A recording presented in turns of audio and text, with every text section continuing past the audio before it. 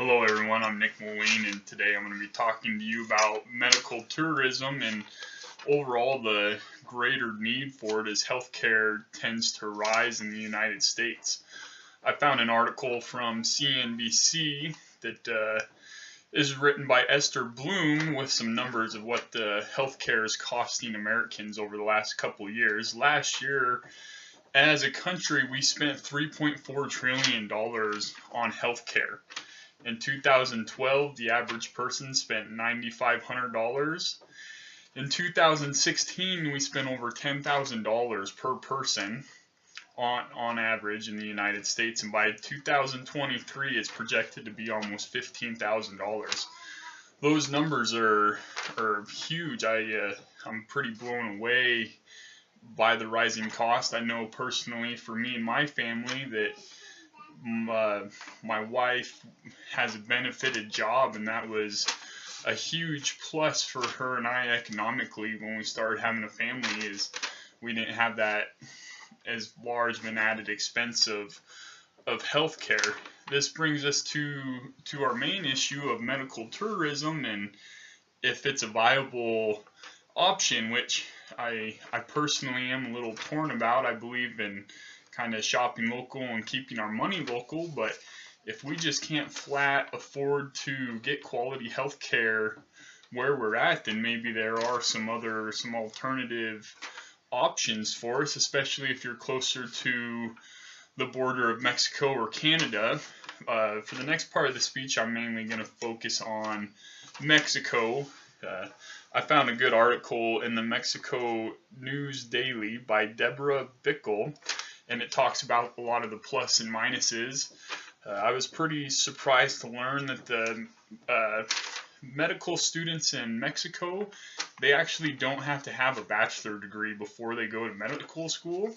Right out of high school, they go straight into their medical school, which brings along some interesting dynamics of how that all works. That means that these students are that much younger, a lot of the times 4 or 5 years younger than what the average student is in the United States, and this can be either a positive or a negative. One of the negatives that it talked about was that the kids don't have the life experience, especially when they get out to their practice. They're just 4 or 5, maybe even 8 years younger, depending if they went into a specialty and extra schooling, so they're lacking that life experience. It did bring up a positive experience, though, that, and keep in mind this is a small study, but they found that the students had almost a harder work ethic and took criticism a little bit better. They were younger and maybe not quite as set in their ways, so almost that life experience lacking those couple years almost helped them out by them not being so stubborn and set in their way. So I found that really interesting, how the positives and negatives of that all worked out.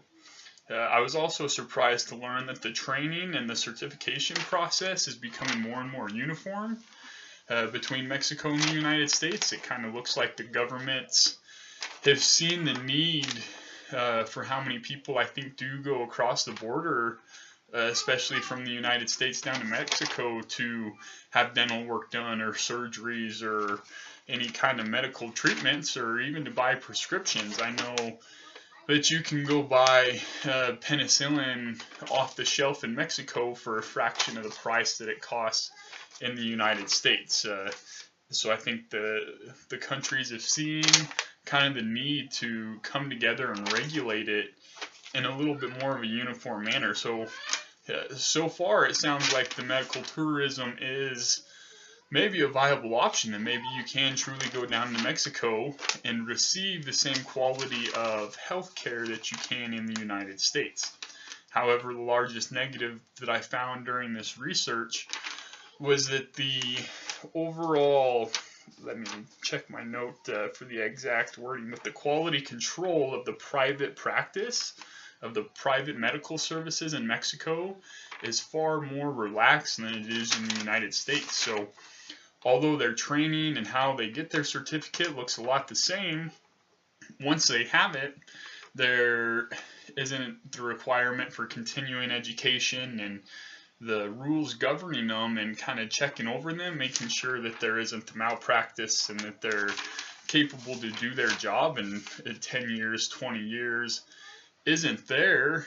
And so with that, they've also had instances where they're finding guys are claiming that they have certificates that they truly don't. So a guy might be claiming to be a knee specialist, and he might just be a regular doctor that went to medical school and opened up his private practice. So if anybody was truly thinking about going to Mexico is a viable healthcare option, I would definitely say you want to do your homework even more so than you do with the doctors here in America. It seems like that's even more imperative to make sure that you're finding a quality physician.